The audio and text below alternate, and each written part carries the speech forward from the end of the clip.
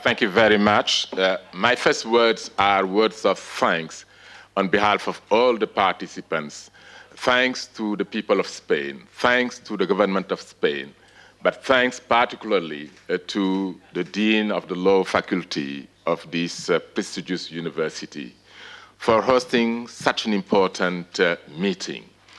During the last 2 days, scholars, religious leaders, diplomats, government officials, people from all parts of the world met together here in Madrid with only one concern. What can we do to prevent further violence around this world? What can we do together to prevent genocide, to prevent crimes against humanity, to prevent war crimes, ethnic cleansing? And I can say that this concern we had, we were able certainly to come with answers to what can we do together. And that is why His Excellency, the Minister of Justice, Dr. Rafael Catala Polo, allow me to say to you, on behalf of all my colleagues present in this room, thank you for honoring this meeting by coming here and to close this very important seminar.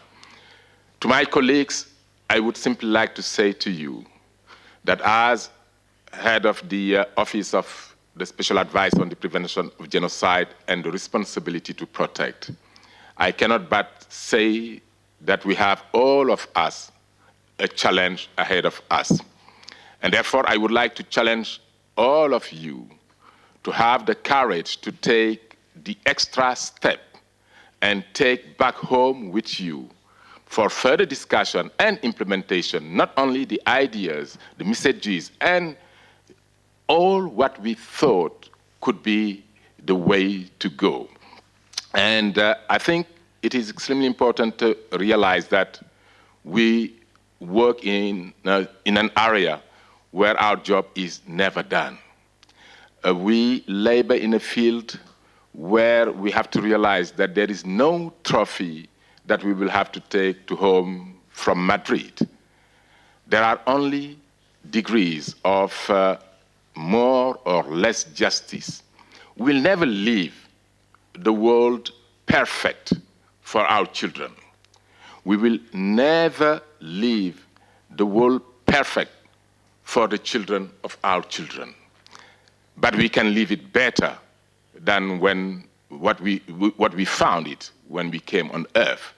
We can leave it better for the next generations to take up the cause we are fighting for, as our predecessor did, and to carry forth the flame. I was mentioning to the Honorable Minister my last visit to Spain, when I was hosted by a good friend who has left this world, Don Joaquim Ruiz Jimenez. And I call him a humanist. He was such a distinguished person. And I can say that the generation of lawyers I have met during these last 2 days and who have been trained from within this faculty are certainly following the step of Don Joaquim Ruiz Jimenez to be a true humanist, to be true freedom fighters, to be fighting for human rights and justice. And a wise man once said, and I quote, "The price of freedom is eternal vigilance."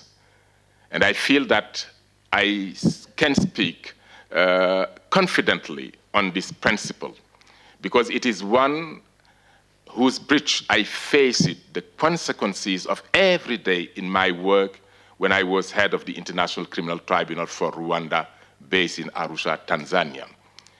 The international community catastrophically compromised its duty to prevent mass atrocities, its duty to prevent genocide, when it failed Rwanda in 1994, when it failed Srebrenica in 1995.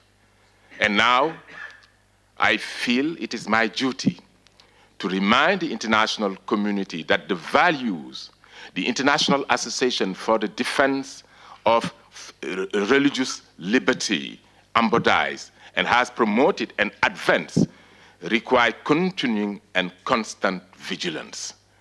And I'm glad to say that the government of Spain, today sitting at the Security Council, is playing an important role.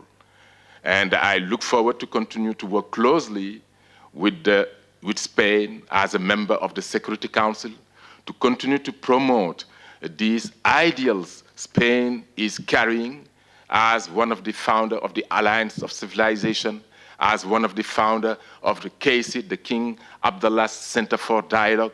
So I think that is extremely important. And today, Spain can claim to be that country in Europe, which was the country which faced it at a time during the Crusade, where when you had the Saracens, as they were called those days, being stopped. And this can be reflected even in the architecture in Spain.